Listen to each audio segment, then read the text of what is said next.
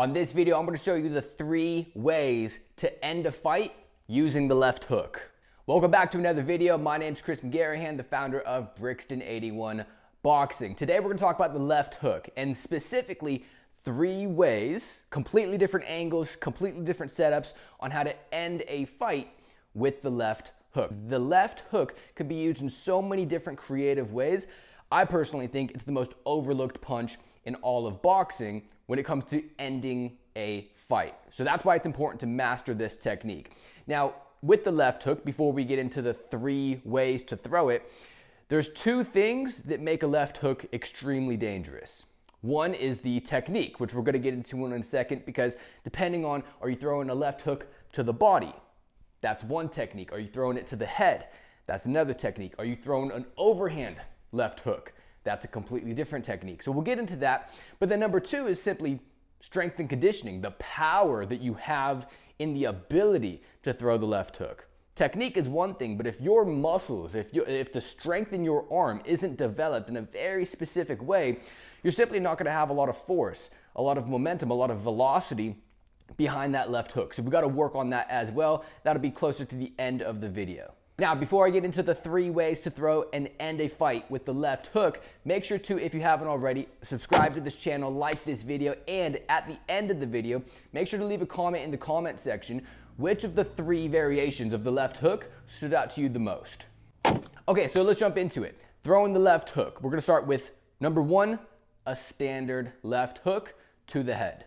All right, you guys, so the traditional left hook looks something like this. If I'm jabbing my opponent, this is their head.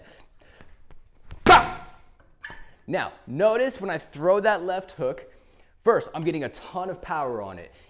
The reason being is of really 3 variables.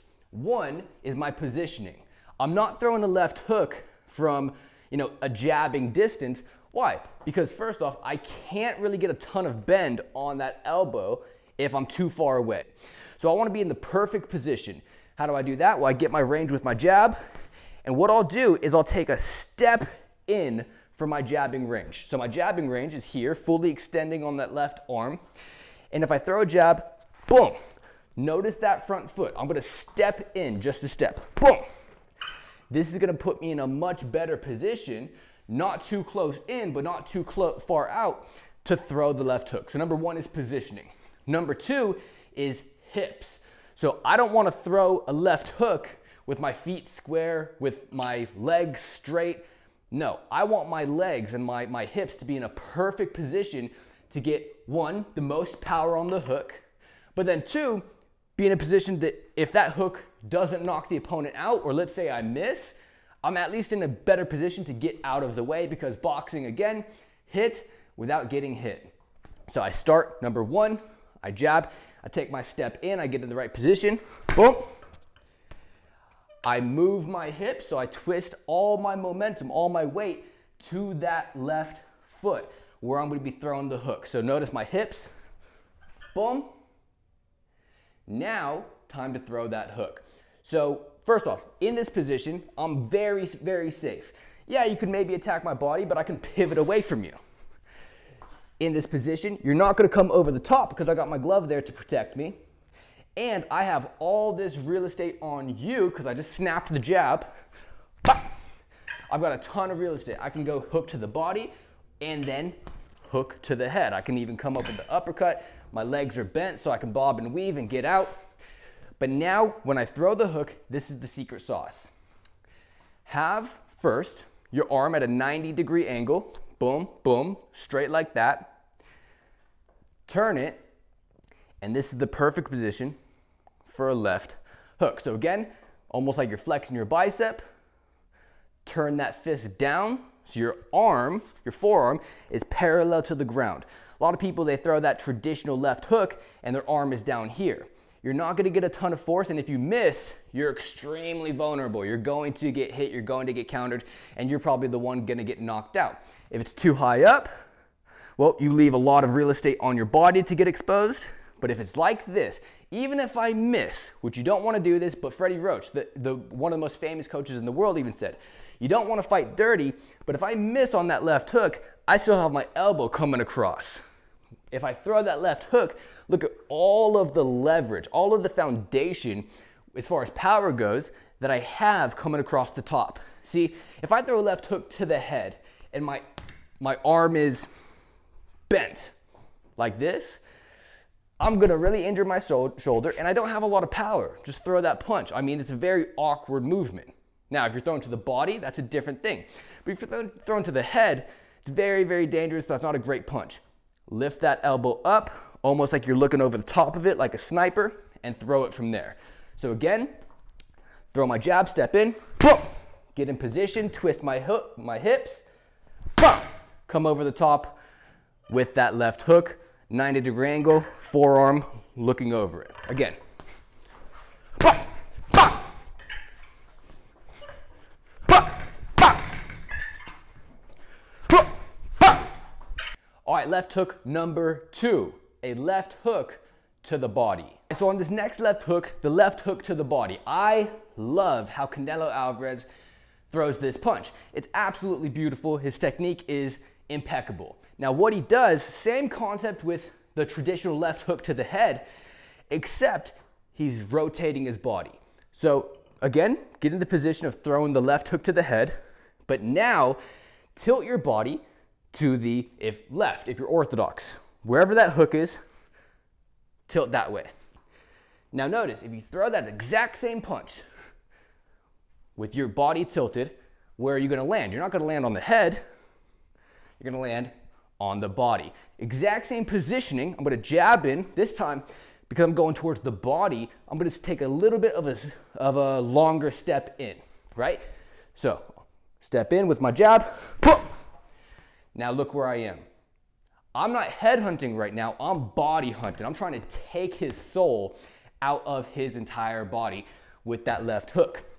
So again, stepping with the jab, same concept, all of my weight, all of my momentum is ready. My legs are bent though, so if I need to get out of trouble, I can step out, I can bob, I can weave, I can pivot, I can go. So my legs are bent with all my momentum on the left side, and then elbow, 90-degree angle, I throw that hook with terrible intentions, trying to break their rib cage, trying to take their liver and send it to another planet. That's what you want to do with the left hook. So again, jab in to the left to the body.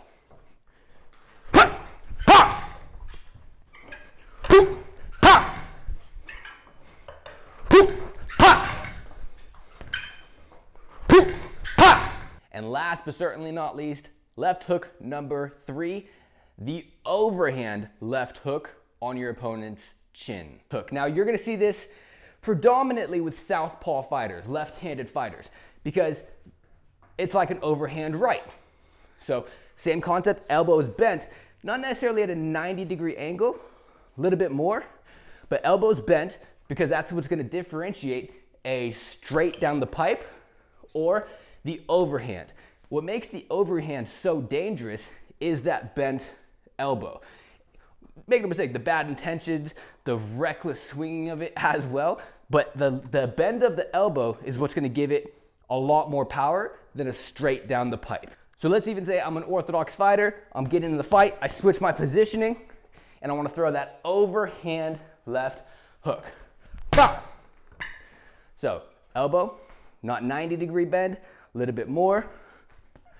Knees bent. The key to any knockout power is knees bent, because if I miss, I can get out of harm's way, but if I hit, I've got so much force, so much velocity going at that opponent's chin or at their body, it's almost inevitable I'm gonna cause a lot of damage. So legs bent, and I'm gonna start with my weight on the back foot, on the left foot, because I wanna swing it all the way to my right foot. Boom. So notice, I start here, so I might set up with the jab, boom, boom. All my foot is on that back foot, that left hook, ready to go. I swing it, tilt to my body, tilt to my shoulders, swinging it, and all my weight is now distributed to my right foot. It looks something like this. And again, I'm an orthodox fighter, but I would still throw this fight in the pocket if we're less technical, more of a street fight. We're punching, I switch my position, I switch my feet. Bah! Again. Orthodox, boom, boom, boom, boom, boom. I get different angles, left hook, bah! Now that punch, there's a ton of velocity. Even as an orthodox fighter, I'm used to throwing the overhand right, not the overhand left. But when you have that technique, that foundation, legs bent, hips, weight distribution, and the elbow bent, doesn't matter what hand you are, that's gonna hurt somebody really, really bad. So, bah! Bah! Bah! All right, you guys, so as you can see, technique is vital when throwing that left hook, but strength and conditioning is extremely important as well, and that's where the Brixton 81 boxing belt comes into play. The boxing belt is not like traditional strength training equipment, weights or bench presses or squats or even plyometrics, which is all good, but this gives you an actual in-field workout, in-field resistance when throwing real punches. Let me show you. All right, so with the Brixton 81 boxing belt, it's all about resistance when throwing actual punches. So if you see people training with light dumbbells, 3-pound or 5-pound dumbbells, the issue with that is it's very unrealistic. You're never gonna have that much weight in your hands, and it also creates a lot of bad habits. People drop in their hands after throwing punches, and obviously if you drop your hands in a fight, you're gonna get cracked in the mouth. We don't want that. The Brixton boxing belt, it's perfect because it trains you to keep your hands up. Like, this is the most comfortable position when wearing the belt. So you want to keep your hands at your chin, but it also creates a lot of resistance when throwing real punches. Let me explain. So back to the left hook. Throwing that left hook, if I have a little bit of resistance, which this is a resistance band tied to the back of the belt.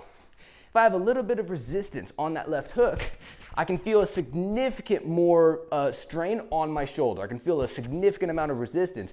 That's gonna build that shoulder muscle. That's gonna build that back muscle. That's gonna build the hip muscles because I'm putting more effort into throwing that left hook. So when I take the belt off, my power is extremely evident.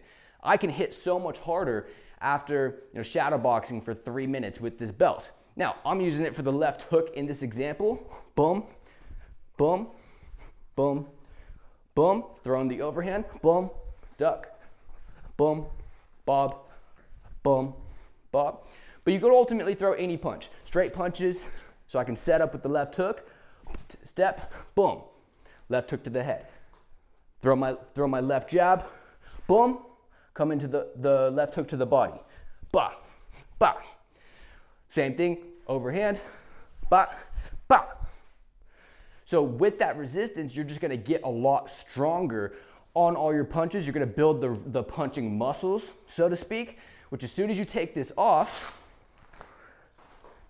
your arms feel so much lighter, but your hands feel so much stronger. And that's a good problem to have in fighting.